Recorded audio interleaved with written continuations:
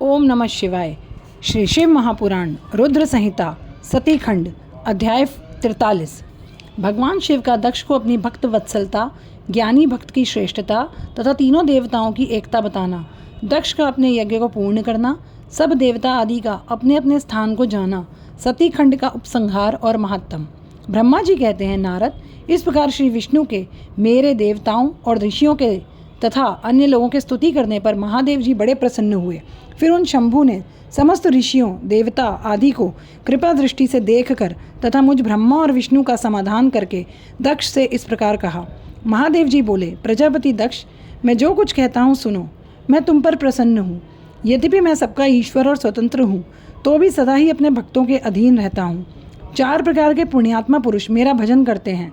दक्ष प्रजापति, उन चारों भक्तों में पूर्व की अपेक्षा उत्तरोत्तर श्रेष्ठ है। उनमें पहला आर्त, दूसरा जिज्ञासु, तीसरा अर्थार्थी और चौथा ज्ञानी है। पहले के 300 सामान्य श्रेणी के भक्त हैं, किंतु चौथा अपना विशेष महत्व है। उन सब भक्तों में चौथा ज्ञानी ही मुझे अधिक प्रिय है। वह मेरा रूप माना गया है। उससे बढ़कर दूसरा कोई मुझे प्रिय नहीं है। यह मैं सत्य कहता हूँ। मैं आत्मज्ञ हूँ। वेद वेदांत के परागामी विद्वान ज्ञान के द्वारा मुझे जान सकते हैं। जिनकी बुद्धि मंद है, वे ही ज्ञान के बिना मुझे पाने का प्रयत्न करते हैं। कर्म के अधीन हुए मूढ़ मानव मुझे वेद, यज्ञ, दान और तपस्या द्वारा कभी नहीं पा सकते। अतः दक्ष, आज से तुम बुद्धि के द्वारा मुझ परमेश्वर को जानकर ज्ञान का आश्रय ले समाहित चित्त होकर कर्म करो। प्रजापते, तुम उत्तम बुद्धि के द्वारा मेरी दूसरी बात भी सुनो। मैं अपने सगुण स्वरूप के विषय में भी इस गोपनीय रहस्य को धर्म की दृष्टि से तुम्हारे सामने प्रकट करता हूँ। जगत का परम कारण रूप मैं ही ब्रह्मा और विष्णु हूँ। मैं सबका आत्मा, ईश्वर और साक्षी हूँ। स्वयं प्रकाश और निर्विशेष हूँ। मुने, अपनी त्रिगुणात्मिका माया को स्वीकार करके मैं ही जगत की सृष्टि, पालन और संहार करता हूँ। उन क्रियाओं के अनुरूप ब्रह्मा, विष्णु और रुद्र नाम धारण करता हूँ। उस अद्वितीय केवल मुझ परब्रह्म परमात्मा में ही अज्ञानी पुरुष ब्रह्म, ईश्वर तथा अन्य समस्त जीवों को भिन्न रूप से देखता है।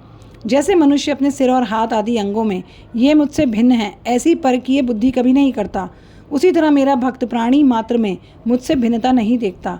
दक्ष, मैं ब्रह्मा और विष्णु तीनों स्वरूपतः एक ही हैं तथा हम ही संपूर्ण जीव रूप हैं। ऐसा समझकर जो हम तीनों देवताओं में भेद नहीं देखता, वही शांति प्राप्त करता है। जो नराधम हम तीनों देवताओं में भेद बुद्धि रखता है, वह निश्चय ही जब तक चंद्रमा और तारे रहते हैं तब तक नरक में निवास करता है। दक्ष, यदि कोई विष्णु भक्त होकर मेरी निंदा करेगा और मेरा भक्त होकर विष्णु की निंदा करेगा, तो तुम्हें दिए हुए पूर्वोक्त सारे शाप उन्हीं दोनों को प्राप्त होंगे और निश्चय ही उन्हें तत्व ज्ञान की प्राप्ति नहीं हो सकती। ब्रह्मा जी कहते हैं, मुने, भगवान महेश्वर के सुखदायक वचन को सुनकर सब देवता, मुनि आदि को उस अवसर पर बड़ा हर्ष हुआ। कुटुंब सहित दक्ष बड़ी प्रसन्नता के साथ शिव भक्ति में तत्पर हो गया। वे देवता आदि भी शिव को ही सर्वेश्वर जानकर भगवान शिव के भजन में लग गए। जिसने जिस प्रकार परमात्मा शंभु की स्तुति की थी, उसे उसी प्रकार संतुष्ट चित्त हुए शंभु ने वर दिया। मुने, तदंतर भगवान शिव की आज्ञा पाकर प्रसन्नचित्त हुए शिव भक्त दक्ष ने शिव के ही अनुग्रह से अपना यज्ञ पूरा किया। उन्होंने देवताओं को तो यज्ञ भाग दिए ही, शिव को भी पूर्ण भाग दिया, साथ ही ब्राह्मणों को दान दिया। इस तरह उन्हें शंभु का अनुग्रह प्राप्त हुआ। इस प्रकार महादेव जी के उस महान कर्म का विधि पूर्वक वर्णन किया गया।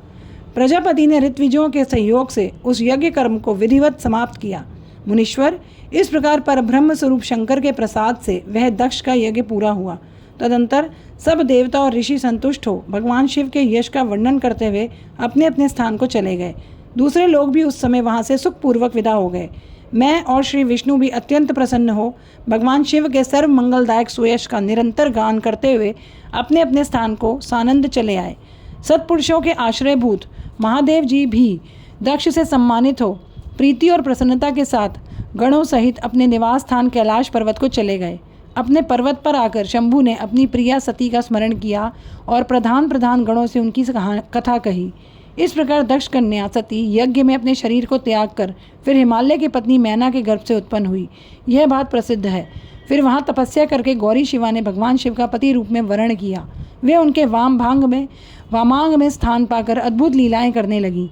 नारद, इस तरह मैंने तुमसे सती के परम अद्भुत दिव्य चरित्र का वर्णन किया है, जो भोग और मोक्ष को देने वाला तथा संपूर्ण कामनाओं को पूर्ण करने वाला है।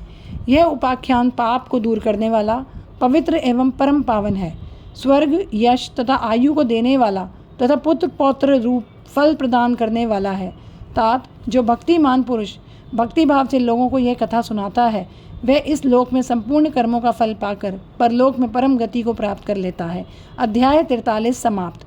रुद्र संहिता का सती खंड संपूर्ण। ओम नमः शिवाय।